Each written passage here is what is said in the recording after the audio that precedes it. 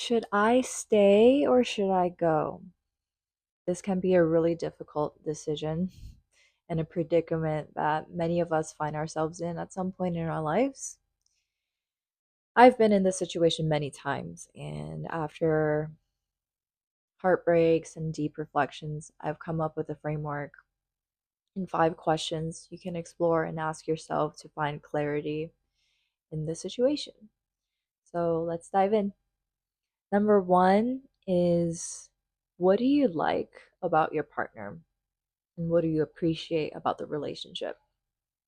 I want you to write a list and look at what you wrote. Is it mostly practical things, external things, such as they help me out financially, they're really successful in their business, they're very attractive and charismatic? Or is it more things about who they are as a person and how you feel when you're with them? Such as, I really admire their character. They make me feel so seen and held. They're really, really kind. I am inspired by who they are. If your list is mostly the former, like the more practical and external things, that's a bit of a red flag, because that could mean that you're with them for things that look like value from the outside rather than you loving them truly for who they are as a person and having your relationship be built on a genuine connection and for you to be feeling truly nourished by this relationship. Number two is, overall, through the arc of the relationship, how do you feel? Is it mostly positive or mostly negative?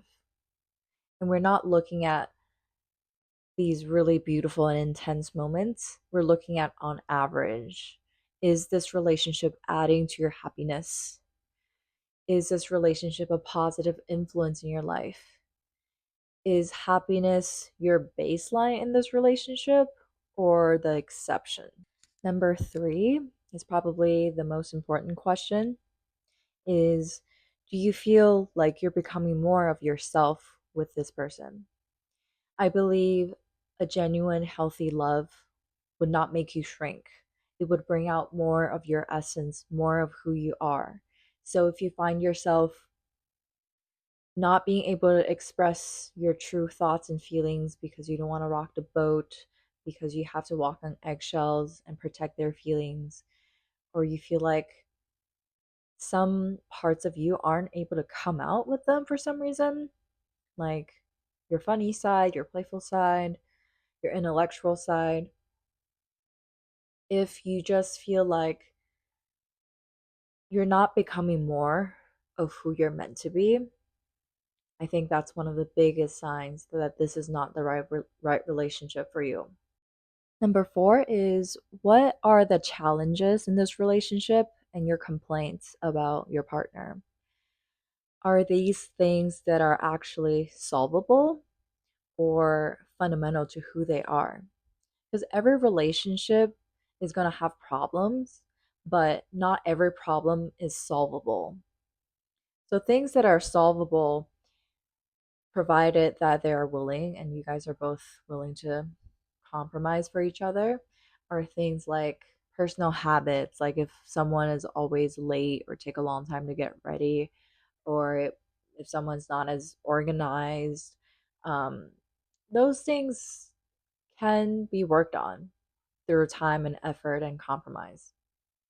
Other things, however, are more about who they are as a person and their natural orientation. So things like their emotional coping style, I think that is very, very difficult to change. Their intellectual capacity, how curious they are, how deeply they like to dive into things.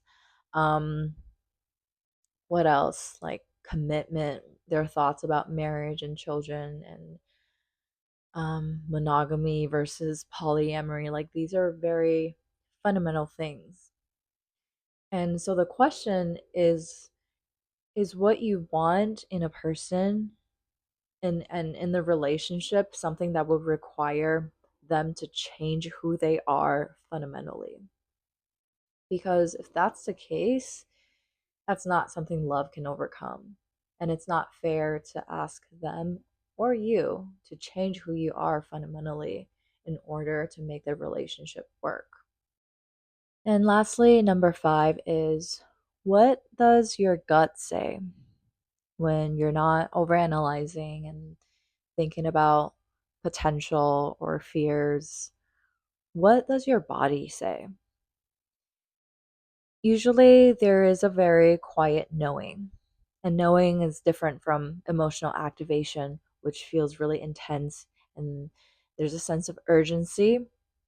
Knowing is really subtle, really quiet. It's like a background noise that you can get in touch with when you're really quiet.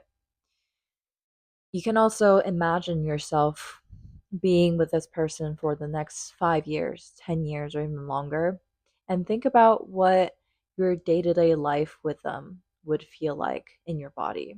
Do you feel expansion, relief, peace, or do you feel like there's a contraction, tension, and some resistance?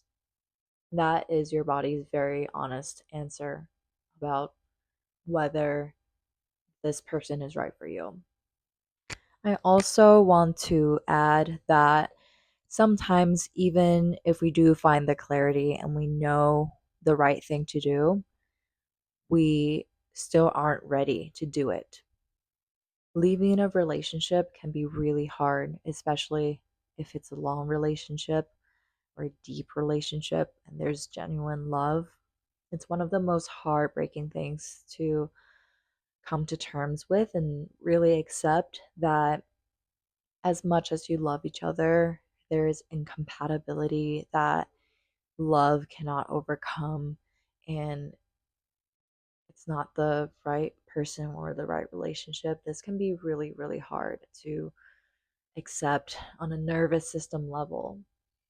And sometimes, even if it's not the right relationship in that it's not going to last forever, there is still a bit more maybe learning or experience to be had with this person. So I'd say trust yourself. If you really feel like I'm not ready to do this yet, don't force yourself. You don't want to overwhelm your nervous system and push yourself into something you're not ready for. Have so much grace and compassion for yourself, and at the same time, trust that you know what's right for you.